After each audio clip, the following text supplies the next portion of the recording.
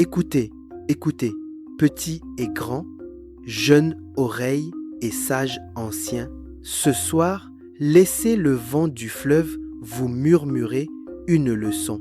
Aujourd'hui, sous l'ombre du baobab et à la lumière des étoiles, je vais vous conter une histoire d'autrefois venue des rives profondes du grand fleuve Niger. Une histoire de courage discret, de moquerie, de filets troués et d'une patience tissée chaque nuit, comme les mailles d'un vieux rêve oublié.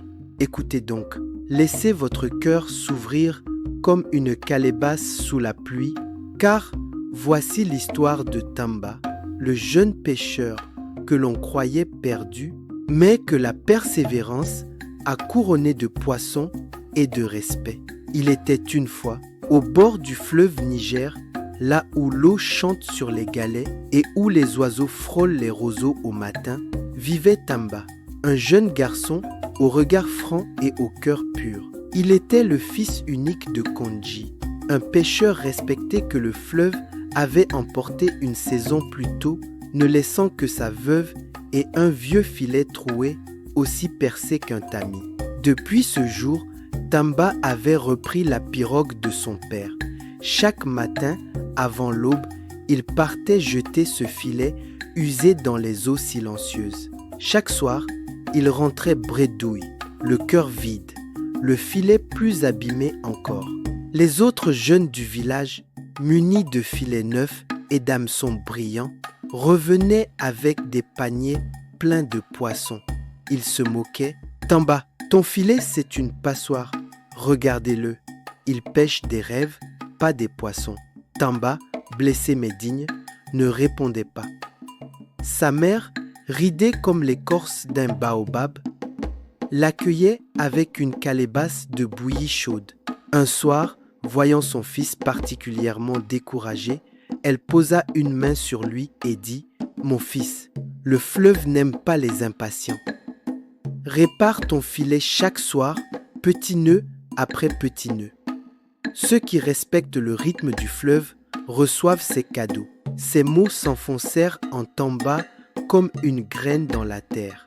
Dès ce soir-là, il s'installa sous la lampe à huile pour réparer son filet. Au début maladroit, il apprit à reconnaître les mailles, à faire les nœuds, à renforcer les points faibles. Ses doigts saignaient parfois, ses yeux brûlaient de fatigue, mais il persistait. Sa mère restait près de lui, en silence, filant le coton ou préparant une tisane. Les jours passèrent, les semaines aussi.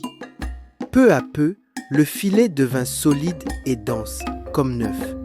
Il ne sifflait plus au vent comme un linge déchiré. Il murmurait des promesses. Un matin, après les grandes pluies, Tamba sentit dans l'air quelque chose de nouveau. Il lança son filet, sûr de lui. Quand il voulut le tirer, il n'y arriva pas.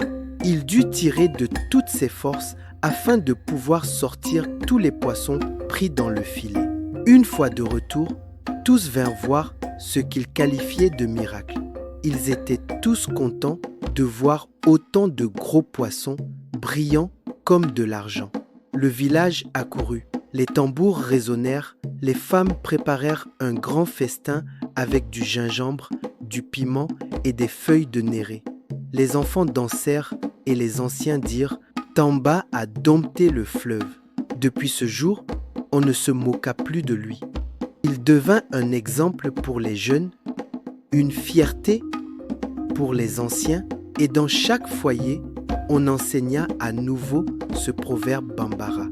La rivière est faite de gouttes d'eau, mais c'est avec courage et persévérance qu'on la traverse. Morale, le courage et la patience, même silencieux, bâtissent des ponts vers l'abondance. Ce n'est pas la force qui triomphe, mais la persévérance humble et discrète. Si cette histoire t'a plu, alors n'oublie pas de liker, de t'abonner à la chaîne et surtout d'activer la cloche de notification pour ne pas manquer les prochains contes.